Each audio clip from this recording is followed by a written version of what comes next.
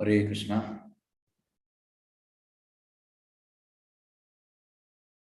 प्रभुपाद की जय।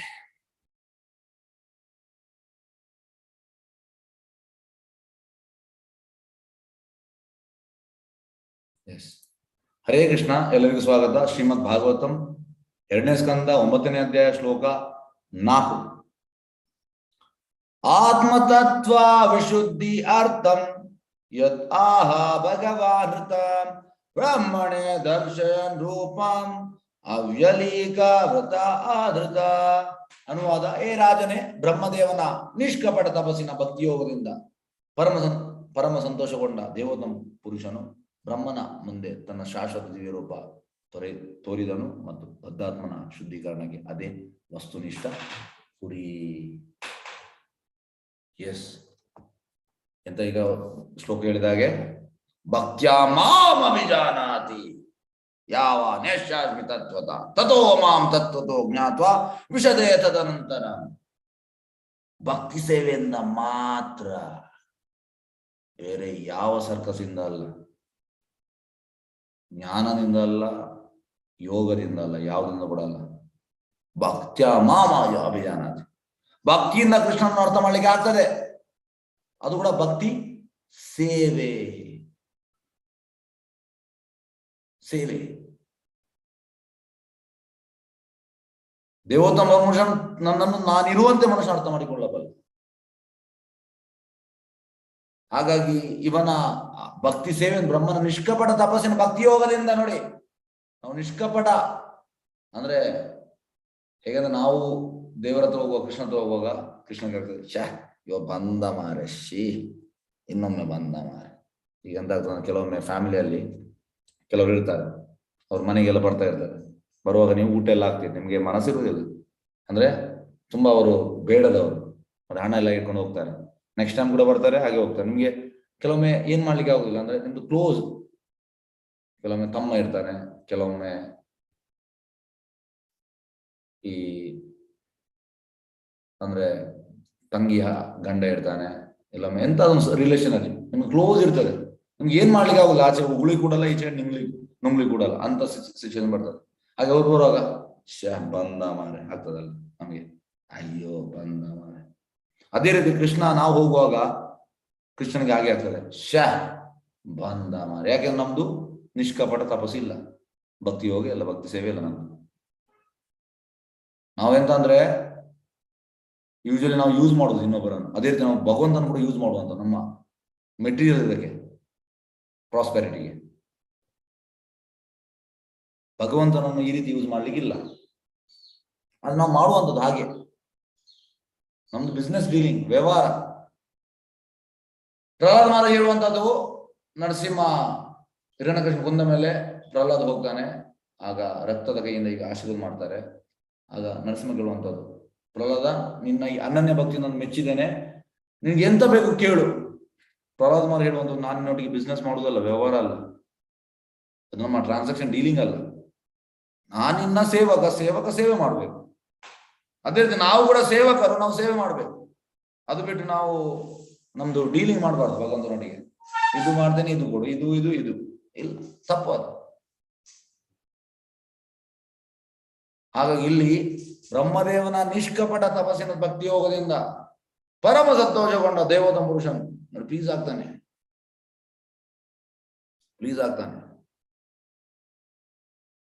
ಹಾಗೆ ಪ್ರಭುಪಾದದ್ದು ಮೆಸೇಜ್ ಅದೇ, this life you give your life to Krishna, voluntarily serve. ಯಾವುದು ಅಹೇತುಕಿ ಅಂದ್ರೆ ಯಾವ್ದು ಎಕ್ಸ್ಪೆಕ್ಟೇಷನ್ ಇಲ್ಲದೆ, ಅಪ್ರತಿಹತ 24 ಗಂಟೆ ಈರು ಮಾಡ್ಬೇಕು ನಾವು. ಪ್ರಭುಪಾದ ಹೇಳುವಂಥದ್ದು, ಸವೇ ಪುಂಸ ಪರೋಧರ್ಮ. ನಮ್ಮ ಧರ್ಮ ನಿಜವಾದ ಧರ್ಮ ಅದೇ ಪರೋಧರ್ಮ. ಎಂತ ಧರ್ಮ? ಸವೇ ಪುಂಸ ಪರೋಧರ್ಮ ಯಥೋ ಭಕ್ತಿ ಅಧೋಕ್ಷಜೆ. ಅಧೋಕ್ಷಜೆ ಕೃಷ್ಣ ಹೆಸರು. ಅಖಜ, ಬಿಯಾಂಡ್ ಅವರ್ ಸೀಯಿಂಗ್. ಅಧೋಕ್ಷಜ ಅವನ ಹೆಸರು. ಸವೇ ಪುಂಸ ಪರೋಧರ್ಮ ಯಥೋ ಭಕ್ತಿ ಅಧೋಕ್ಷಜೆ ಅಹೇತುಕಿ, ಯಾವುದೇ ಎಕ್ಸ್ಪೆಕ್ಟೇಷನ್ ಇಲ್ಲದೆ, ಅಪ್ರತಿಹತ 24 ಗಂಟೆ, ಈ ಆತ್ಮ ಸುಪ್ರಸೀದತೆ. ಇದು ನಮ್ಮ ನಿಜವಾದ ಕಾನ್ಸ್ಟಿಟ್ಯೂಷನ್ ಪೊಸಿಷನ್. ನಾವು ಯಾವುದೇ ಎಕ್ಸ್ಪೆಕ್ಟೇಷನ್ ಇಲ್ಲದೆ, ಎಸ್ ಕೃಷ್ಣ ಪ್ರಪೋಸಲ್ ಅದೇ, one life you dedicate your life to Krishna. You see what Krishna will do. ನೋಡು ಕೃಷ್ಣ ಎಂತ ಮಾಡ್ತಾನೆ ಅಂತ. ಒಂದು ಲೈಫ್ ಡೆಡಿಕೇಟ್ ಮಾಡು. ಎಂತೆಂತಕ್ಕೆ ನೀನು ಯಾವ ಸೇವೆಗೆ ನೀನು ನಿನ್ನ ಲೈಫನ್ನು ವೇಸ್ಟ್ ಮಾಡಿದ್ಯಾ, ಆ ಸೇವೆ ಈ ಸೇವೆ ಎಂತೆಂತ ಆಗಿದೆ ಲೈಫಲ್ಲಿ. ಒಂದು ಲೈಫ್ ಜಸ್ಟ್ ಟ್ರೈ ಮಾಡಿ ನೋಡು ಕೃಷ್ಣನಿಗೋಸ್ಕರ. ನೋಡು ಎಂತ ಆಗ್ತದೆ ನೋಡು. ಪ್ರಭುಪಾದ ಹೇಳ್ತಾರೆ ಆಲ್ ಆಸ್ಪಿಷಿಯಸ್ನೆಸ್ ಅಂತೆ. ಯಾವಾಗ ನಾವು ಈ ನೆಲೆಗೆ ಬರ್ತೇವೆ, ಎಸ್ ನನ್ನ ಲೈಫನ್ನು ಡೆಡಿಕೇಟ್ ಮಾಡ್ತೇನೆ ಭಗವಂತನಿಗೆ, ಒಂದೆಲ್ಲ ಶುಭಕರ ಅಂದ್ರೆ ನಮ್ಮ ticket guarantee, back home, back to God. ಸ್ವಲ್ಪ ಡಿವಿಯೇಷನ್ ಇರ್ಬೋದು, ಸ್ವಲ್ಪ ಡಿವಿಯೇಷನ್ ಉಂಟು. ಇದಕ್ಕೆ ಎಂತ ಹೇಳುವಂಥದ್ದು 9ನೇ ಅಧ್ಯಾಯದಲ್ಲಿ ಡಿವಿಯೇಷನ್ಗೆ ಅಂತ ಹೇಳ್ತಾರೆ. ಡಿವಿಯೇಷನ್ಗೆ ಅಲ್ಲಿ ಹೇಳುವಂಥದ್ದು ಶ್ಲೋಕ 30 ಶ್ಲೋಕ. ಅಪಿಚೇಸು ದುರಾಚಾರೋ ಭಜತೆ ಮಾಂ ಅನನ್ಯವ ಸಾಧುರೇವ ಸಮಂತವ್ಯ ಸಮ್ಯಕ್ ವ್ಯವಸ್ಥೆ. ಅವ ಹಿಂದೆ ಎಂತದಾಗಿದ್ದು ಕೂಡ ಚಿಂತೆ ಇಲ್ಲ, ಕೃಷ್ಣ ಪ್ರಜ್ಞೆ ಬಂದ ಮೇಲೆ ಅವನು ಸಾಧು ಅಂತ ಭಾವಿಸ್ಬೇಕಂತ. ಮತ್ತೆ ಭಗವಂತ ಎಂತ ಮಾಡ್ತಾನೆ, ಇಮಿಡಿಯೇಟ್ ನೆಕ್ಸ್ಟ್ ಶ್ಲೋಕ 31ನೇ ಶ್ಲೋಕ. ಕ್ಷಿಪ್ರಂ ಭವತಿ ಧರ್ಮಾತ್ಮ ಶಶ್ವ ಶಾಂತಿ ಮಿಗಚ್ಚತಿ ಕೌಂತೆಯ ಪ್ರಜಾ ನಮೇ ಭಕ್ತ ಮನುಷ್ಯತಿ. ವೆರಿ ಸೂನ್ ಅವ ಧರ್ಮಾತ್ಮ ಆಗ್ತಾನೆ.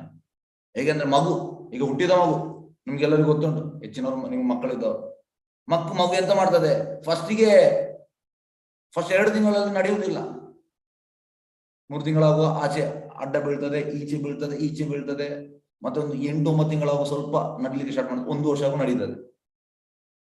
ಅದೇ ರೀತಿ ಭಕ್ತಿಯಲ್ಲಿ ಕೂಡ ಅದಕ್ಕೆ ಪ್ರಭುಪಾದ ಹೇಳುವಂಥದ್ದು, you just dedicate your life. ಮತ್ತೆ ಅಂತ ನಮ್ಗೆ ಗೊತ್ತಿಲ್ಲ, ಪರ್ಫೆಕ್ಷನ್ ಬರ್ತದೆ, ನಮ್ಮ ಹಿಂದೆ ಬರ್ತದೆ ಪರ್ಫೆಕ್ಷನ್ ಸಿದ್ಧಿ. ಭಗವಂತ ನಮ್ಗೆ ಎಲ್ಲವನ್ನು ಸ್ಯಾಂಕ್ಷನ್ ಮಾಡ್ತಾ ಬರ್ತಾನೆ.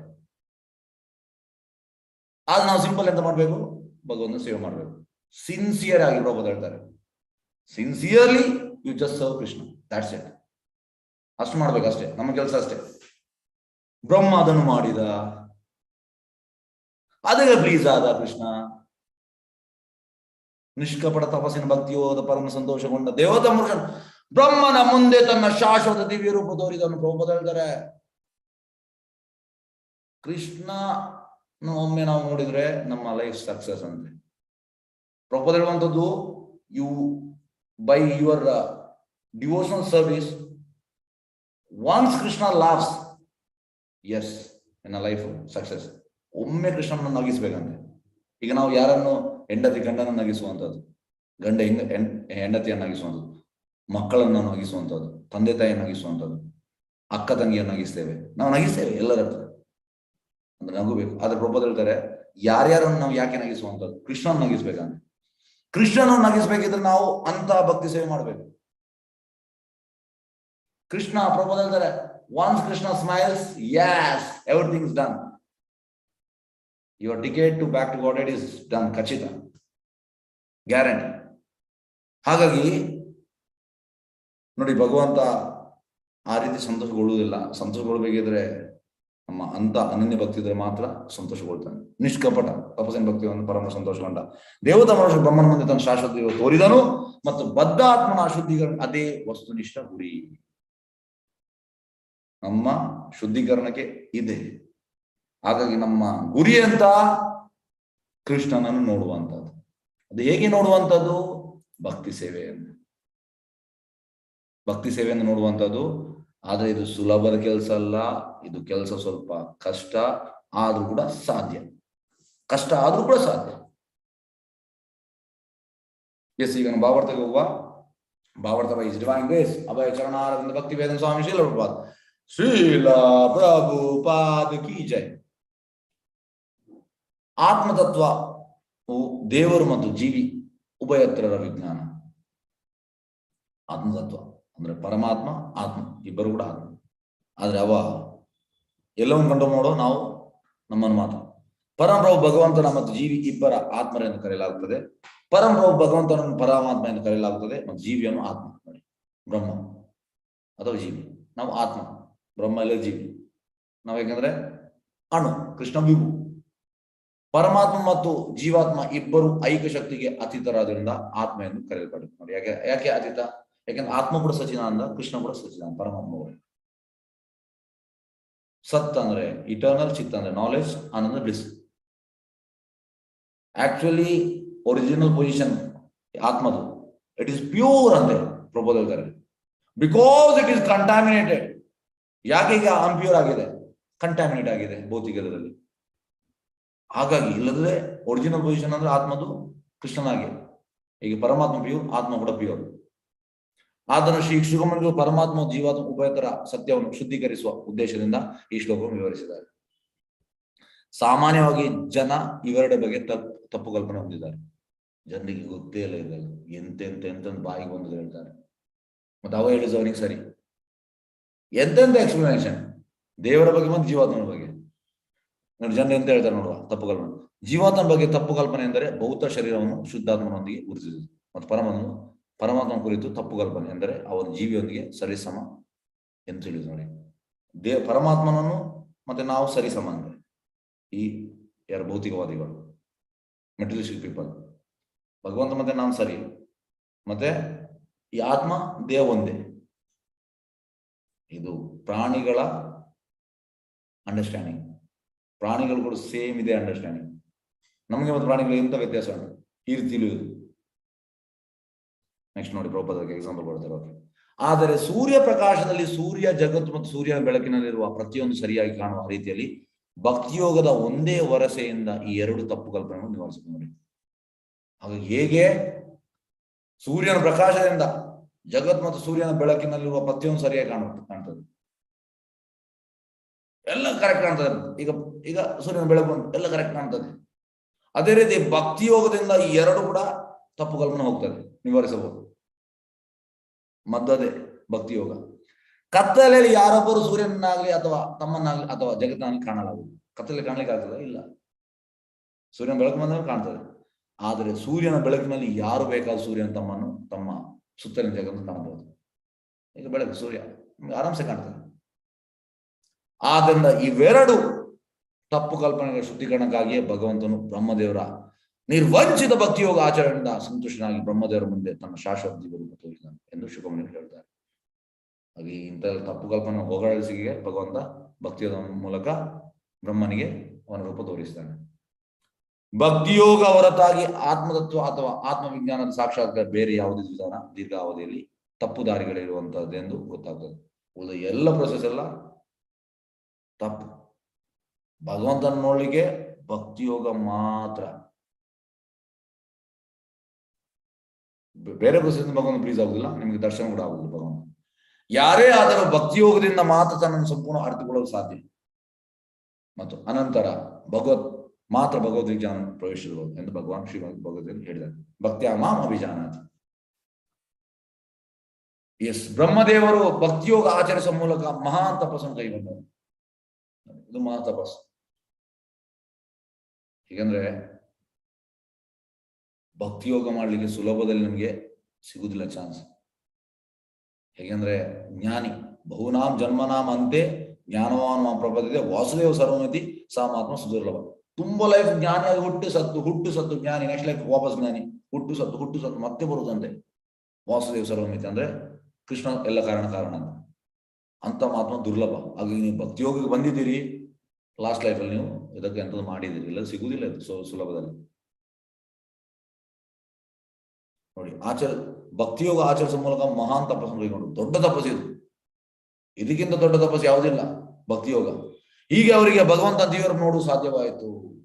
ಯಾಕೆ ಈ ದೊಡ್ಡ ತಪಸ್ಸು? ಯಾಕೆಂದ್ರೆ ಈ ತಪಸ್ಸಿನಿಂದ ಭಗವಂತನ ನಮಗೆ ರೂಪ ನೋಡ್ಲಿಕ್ಕೆ ಆಗ್ತದೆ, ಬೇರೆ ಯಾವ ತಪಸ್ಸಿಂದ ಅಲ್ಲ. ನಿಮಗೆ ಭಗವಾನ್ ಸಾಕ್ಷಾತ್ಕಾರ ಬ್ರಹ್ಮೇತಿ ಆಗ್ಲಿ ಪರಮಾತ್ಮೇತಿ ಸಾಕ್ಷಾತ್, ಅದು ಬ್ರಹ್ಮೇತಿ ಅಂದ್ರೆ ಜ್ಞಾನಿ, ಪರಮಾತ್ಮ ಯೋಗಿ. ಆದ್ರೆ ಭಕ್ತನಿಗೆ ಭಗವಾನ್ ಸಾಕ್ಷಾತ್ಕಾರ, ಕೃಷ್ಣನ ಭಗವಾನ್ ಸಾಕ್ಷಾತ್ಕಾರ ಆಗ್ತದೆ. ಭಗವಂತನ ದಿವ್ಯ ರೂಪವು 100ಕ್ಕೆ 100 ಆಧ್ಯಾತ್ಮಿಕವಾಗಿದೆ. ಟೋಟಲ್ ಸ್ಪಿರಿಚುವಲ್ ಅದು, ಟೋಟಲ್ ಸ್ಪಿರಿಚುವಲ್. ಯಾರೇ ಆಗಲಿ ಶುದ್ಧ ಭಕ್ತಿಯೋಗದ ಸೂಕ್ತ ತಪಸ್ಸನ್ನು ಆಚರಿಸಿದ ನಂತರ ಆಧ್ಯಾತ್ಮಿಕ ದೃಷ್ಟಿಯಿಂದ ಮಾತ್ರ ಅವನನ್ನು ನೋಡಬಹುದು. ಅಂದ್ರೆ ಈಗ ನೀವು ಈ ಮೆಟೀರಿಯಲ್ ಬಾಡಿಯಲ್ಲಿ ಇದ್ದೀರಿ, ನೀವೀಗ ಭಕ್ತಿ ಮಾಡ್ತಾ ಮಾಡ್ತಾ ನೀವು ಪ್ಯೂರ್ ಆಗ್ತಾ ಎಂತಾಗ್ತದೆ, ಈ ಸೋಲ್ ಸೋಲ್ ವಿಲ್ ಟ್ರಾನ್ಸ್ಫಾರ್ಮ್ ಇಂಟು ಸಿದ್ಧತೆಯ. ಇಲ್ಲಿಯೇ ಈಗ ಅಂತಂದ್ರೆ ಈಗ ಸಿದ್ಧತೆಗೆ ಯಾಕಂದ್ರೆ ನಾವು ಕಂಟಾಮಿನೇಟ್ ಆಗಿದ್ದೇವೆ. ಆದ್ರೆ ಭಕ್ತಿಯಲ್ಲಿ ಅಡ್ವಾನ್ಸ್ ಆದ್ಮೇಲೆ ಯು ಕ್ಯಾನ್ ಮೇಕ್ ದಿಸ್ ಸಿದ್ಧತೆ and you can go back to God. ಸಿದ್ಧತೆ ಆಗ್ತದೆ. ಸಿದ್ಧತೆಯಿಂದ ಎಂತ ಆಗ್ತದೆ? Immediate you can leave this body and in that ಸಿದ್ಧತೆ you can go to Vaikuntha.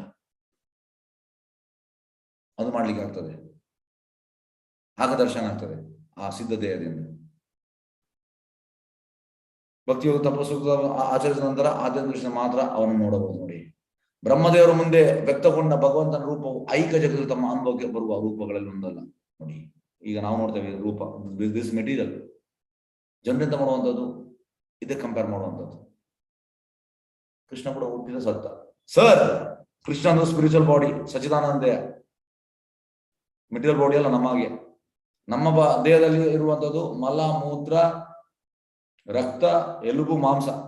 ಪ್ರಭುಗಳು ಹೇಳಿದ್ದಾರೆ packet of stool, urine, blood, muscles and bones ನಮ್ಮ ಈ ದೇಹ. ಅದು ಸ್ಪಿರಿಚುವಲ್ ದೇಹ ಹಾಗೆಲ್ಲ, ಕಂಪ್ಲೀಟ್ ಸ್ಪಿರಿಚುವಲ್ ಸಚ್ಚಿದಾನಂದ. ಐಕ ಸೃಷ್ಟಿಯಲ್ಲಿ ಒಂದು ರೂಪವನ್ನು ಕಾಣಲು ಬ್ರಹ್ಮನು ಅಂತ ಕಠೋರ ರೀತಿ ತಪಸ್ಸನ್ನು ಆಚರಿಸಿದ್ದಾನೆ. ಐಕ ಸೃಷ್ಟಿಯಲ್ಲಿ ಅಂತ ತಪಸ್ಸು ಮಾಡ್ಬೇಕಂತ. ಆದ್ರಿಂದಲೇ ಭಗವಂತನ ರೂಪ ಕುರಿತು ಪರೀಕ್ಷೆ ಮಹಾರಾಜನ ಪ್ರಶ್ನೆ ಉತ್ತರಿಸಲಾಗಿದೆ. ಭಗವಂತನ ರೂಪ ಸಚ್ಚಿದಾನಂದ ಅಥವಾ ಶಾಶ್ವತ, ಸಂಪೂರ್ಣ ಜ್ಞಾನ ಮತ್ತು ಆನಂದಮಯ. ಸತ್ ಅಂದ್ರೆ ಶಾಶ್ವತ, ಚಿತ್ ಅಂದ್ರೆ ಸಂಪೂರ್ಣ ಜ್ಞಾನಮಯ, ಆನಂದ ಅಂದ್ರೆ ಬ್ಲಿಸ್. ಸತ್, ಚಿತ್, ಆನಂದ. ಆದ್ರೆ ಜೀವಿಯ ಐಕ ರೂಪವು ಶಾಶ್ವತ ಅಲ್ಲ ಅಥವಾ ಆನಂದಮಯವೂ ಅಲ್ಲ.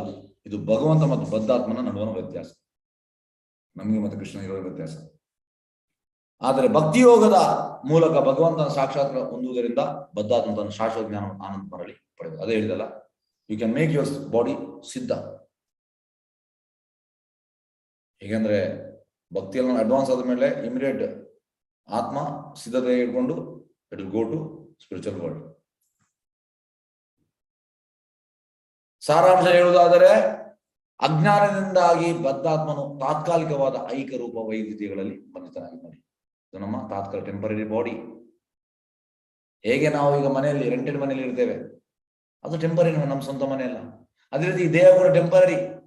ಇದು ಸ್ಪಿರಿಚುವಲ್ ದೇಹ ಅಲ್ಲ, ದಿಸ್ ಇಸ್ ಮೆಟೀರಿಯಲ್ ಬಾಡಿ. ಇಲ್ಲಿ ಇಷ್ಟು ಟೈಮ್ ಡ್ಯೂರೇಷನ್ ಅಷ್ಟೇ, ಅಷ್ಟು ಸಮಯ ನಾವು ಇಲ್ಲಿ ಇರುವಂತದ್ದು ಮತ್ತೆ ಸಾಯುವಂಥದ್ದು, ಬಂಧಿತನಾಗಿದ್ದಾನೆ. ಆದರೆ ಪರಬ್ರಹ್ಮ ಭಗವಂತನಿಗೆ ಬದ್ಧಾತ್ಮರ ತಾತ್ಕಾಲಿಕ ರೂಪಗಳಂತ ರೂಪ ಇಲ್ಲ. ಕೃಷ್ಣನಿಗೆ ಈ ರೀತಿ ನಮ್ಮ ಹಾಗೆ ತಾತ್ಕಾಲಿಕ ರೂಪ ಇಲ್ಲ. ಅವನು ಜ್ಞಾನ ಮತ್ತು ಆನಂದ ಶಾಶ್ವತ ರೂಪ ಹೊಂದಿದ್ದಾನೆ. ಅದೇ ಭಗವಂತ ಮತ್ತು ಜೀವಿಯ ನಡುವೆ ವ್ಯತ್ಯಾಸ. ನಮ್ದು ಭೌತಿಕ ದೇಹ, ಭಗವಂತನ ಸ್ಪಿರಿಚುವಲ್ ದೇಹ. ಮಾಯೆ ನಮ್ಮನ್ನು ಕಂಟ್ರೋಲ್ ಮಾಡೋದು, ಮಾಯೆಯನ್ನು ಕೃಷ್ಣ ಕಂಟ್ರೋಲ್ ಮಾಡುವಂಥದ್ದು. ಇದು ವ್ಯತ್ಯಾಸ. ಭಕ್ತಿಯೋಗ ಪ್ರಕ್ರಿಯೆಯಿಂದ ಯಾರೊಬ್ಬರು ಇದನ್ನು ಅರ್ಥ ಮಾಡಿಕೊಳ್ಳಬಹುದು. ಬೇರೆ ಯಾವ್ದು ಪ್ರೊಸೆಸ್ ಅಲ್ಲ, ಭಕ್ತಿಯೋಗದಿಂದ. ಅನಂತರ ಭಗವಂತನು 4 ಶ್ಲೋಕಗಳು ಬ್ರಹ್ಮನಿಗೆ ಚತುಶ್ಲೋಕ ಇದೆ. 9ನೇ ಅಧ್ಯಾಯದಲ್ಲಿ 33, 34 ಇದೆಲ್ಲ ಚತುಶ್ಲೋಕಿ. ಅಲ್ಲಿ ಹೇಳ್ತಾನೆ ಹೇಗೆ ಭಗವದ್ಗೀತೆಯಲ್ಲಿ 10th ಚಾಪ್ಟರ್ 8, 9, 10, 11 4 ಚತುಶ್ಲೋಕಿ. ಅದೇ ರೀತಿ ಭಾಗವತಂ ಕೂಡ ಚತುಶ್ಲೋಕಿ. 9th ಚಾಪ್ಟರ್ 33 ಇಂದ ಸ್ಟಾರ್ಟ್ ಆಗ್ತದೆ, 33, 34 ಅದು. ಹಾಗೆ ಅಲ್ಲಿ ಹೇಳ್ತಾನೆ, ಇದೇ ಅಧ್ಯಾಯದಲ್ಲಿ ಬರ್ತದೆ ಲೆಟರ್. ಓಕೆ. ಆನಂತರ ಭಗವಂತ 4 ಶ್ಲೋಕಗಳು ಬ್ರಹ್ಮನಿಗೆ ಶ್ರೀಮದ್ ಭಾಗವತ ತಿರುಳನ್ನು ತಿಳಿಸಾನೆ. ಫುಲ್ ಭಾಗವತಂ ತಿರುಳು ಈ 4 ಶ್ಲೋಕದಲ್ಲಿ ಉಂಟು. ಹೀಗಾಗಿಯೇ ಶ್ರೀಮದ್ ಭಾಗವತವು ಊಹಾತ್ಮಕ ಚಿಂತಕರ ಸೃಷ್ಟಿಯಲ್ಲ. ಶ್ರೀಮದ್ ಭಾಗವತದ ಶಬ್ದವು ದಿವ್ಯವಾದದ್ದು. ನೋಡಿ, ಊಹಾತ್ಮಕ ಚಿಂತಕ ಮೆಂಟಲ್ ಸ್ಪೆಕ್ಯುಲೇಟರ್ಸ್. ಯಾರು? ಮಾಯಾವಾದಿಗಳು, ನಿರಾಕರರು, ಶೂನ್ಯವಾದಿಗಳು. ಇವರೆಲ್ಲ ಮೆಂಟಲ್ ಸ್ಪೆಕ್ಯುಲೇಟರ್ಸ್. ಅವ್ರ ತಲೆಯಲ್ಲಿ ಎಂತ ಉಂಟು ಅದನ್ನು ಹೇಳುವಂಥದ್ದು, ಅದು ಬೇಡ ನಮ್ಗೆ. ಶ್ರೀಮದ್ ಭಾಗವತ ಶಬ್ದವು ದಿವ್ಯವಾದದ್ದು. ಟ್ರಾನ್ಸೆಂಡೆಂಟಲ್. ದಿವ್ಯ ಅಂದ್ರೆ ಟ್ರಾನ್ಸೆಂಡೆಂಟಲ್, ಡೈರೆಕ್ಟ್ ಗೋಲೋಕೇರ ಪ್ರೇಮಧ್ವನಿ ಇದು. ಮತ್ತು ಶ್ರೀಮದ್ ಭಾಗವತ ಘೋಷವು ವೇದಗಳ ಘೋಷದಂತೆ. ಹೀಗೆ ಶ್ರೀಮದ್ ಭಾಗವತ ವಿಷಯವು ಭಗವಂತ ಮತ್ತು ಜೀವಿ ಉಭಯತರ ವಿಜ್ಞಾನವಾಗಿದೆ, ಸೈನ್ಸ್ ಇದು. ನೋಡಿ, ಶ್ರೀಮದ್ ಭಾಗವತ ನಿತ್ಯ ಪಠನ ಅಥವಾ ಶ್ರವಣ ಕೂಡ ಭಕ್ತಿಯೋಗದ ಆಚರಣೆ ಆಗಿದೆ. ಡೈಲಿ ನಾವು ಕೇಳ್ಬೇಕು ಶ್ರೀಮದ್ ಭಾಗವತ.